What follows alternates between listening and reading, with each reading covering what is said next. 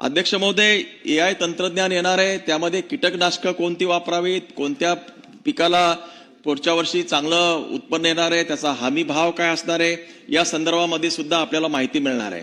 ही गोष्ट खरी आहे.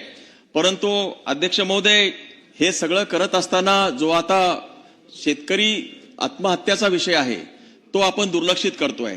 हे सगळं तंत्रज्ञान कशासाठी आहे? शेतकऱ्यांना मदत होण्यासाठी, त्यांचं उत्पादन वाढण्यासाठी आणि त्यांच्या कुटुंबामध्ये समाधान मिळण्यासाठी. परंतु प्रत्यक्षात अध्यक्ष महोदय असं काही होत नाहीये. गेल्या 2000 पासून ते आतापर्यंत सातत्यानं विदर्भामध्ये, विशेषतः पश्चिम विदर्भामध्ये आणि मराठवाड्यामध्ये शेतकऱ्यांच्या आत्महत्येचं प्रमाण हे कमी नव्हता, ते वाढतच आहे. आणि आताच परवाच्या आकडेवारीनुसार 1997 म्हणजे जवळजवळ 2000 शेतकऱ्यांनी या मागच्या वर्षामध्ये आत्महत्या केलेली आहेत. अध्यक्ष महोदय, सरकार चालत नाहीत का? सरकार चालू आहेत. अध्यक्ष महोदय, हा जो विदर्भाचा बॅकलॉग कमी करण्याच्यासाठी दांडेकर समिती आली, विदर्भ वैधानिक विकास मंडळ आले, वैधानिक विकास मंडळाची मागणी सुद्धा झाली. जे काही घटनेचं कलम 371(2) आहे त्याच्याप्रमाणे वैधानिक विकास मंडळाची मागणी झाली. राज्यपालांनी त्या संदर्भात ते डिक्लेअर केलं होतं. परंतु आता 20 मार्च 2020 पासून वैधानिक विकास मंडळ आजच्या रोजीला अस्तित्वात नाही आहेत. का नाही आहेत? विदर्भातला बॅकलॉग संपलेला आहे का? विदर्भातला सिंचनाचा बॅकलॉग असेल, कृषीचा बॅकलॉग आहे, आरोग्याचा बॅकलॉग आहे, रस्त्याचा बॅकलॉग आहे, पायाभूत सुविधाचा बॅकलॉग आहे. बॅकलॉग संपलेला आहे का? आणि जर बॅकलॉग संपलेला असेल तरच वैधानिक विकास मंडळाची गरज समजा संपुष्टात येते. परंतु आजही पायाभूत सुविधा ज्या आहेत विदर्भामधल्या त्या तशाच आहेत, जशाच्या तशाच आहेत.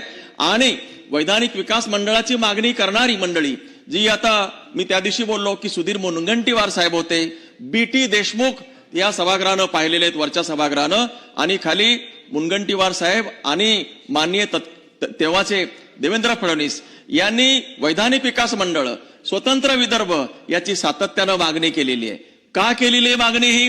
ही मागणी याच्यासाठी केलेली आहे की पश्चिम महाराष्ट्र, विदर्भ आणि मराठवाडा यांच्यामध्ये समन्यायी वाटप सर्व क्षेत्रामध्ये करण्याची गरज आहे.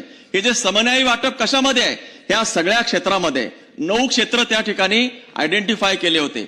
मग आज आता ते सगळे क्षेत्रांची पूर्ण मागणी झाली आहे का? मला तरी वाटतं अध्यक्ष महोदय, कोणत्याही पद्धतीनं कोणतीच कामं आतापर्यंत झालेली नाही.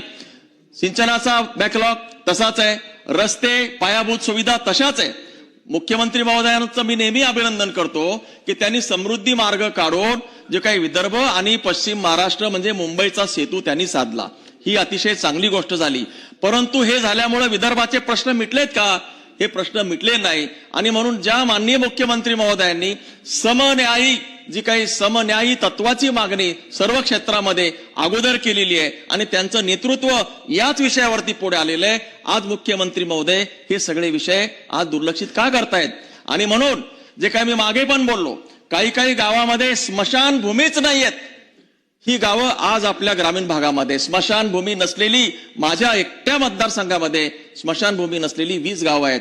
काही आदिवासी समाजांच्या स्मशानभूमी नाही आहेत, मातंग समाज, बौद्ध समाज किंवा आणखी काही समाजामध्ये स्मशानभूमी नाहीत.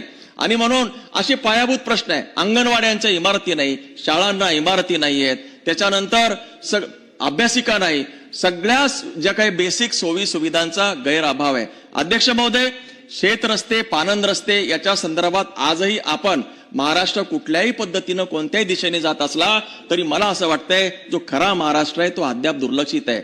आणि हायवेवरचा महाराष्ट्र हा महाराष्ट्र नाही. महाराष्ट्राला हायवेज केले, सिमेंट कॉन्क्रीटचे रोड केले, बाकीचे इतर सगळे रोड्स केले, मुंबई, अहमदाबाद ही जी काही बुलेट ट्रेन केली, यामुळे महाराष्ट्राचे प्रश्न सुटणारे नाहीयेत. महाराष्ट्र हा जो आहे खेड्यात आहे, महाराष्ट्र हा जो काही आहे शेतात आहे, पानंद रस्त्यात आहे. महाराष्ट्र शेतकऱ्यांच्या त्या धुऱ्यावरती आहे, बांधावरती आहे, विहिरीवरती आहे आणि तिथे काम करणाऱ्या कष्टकऱ्यामध्ये आहे.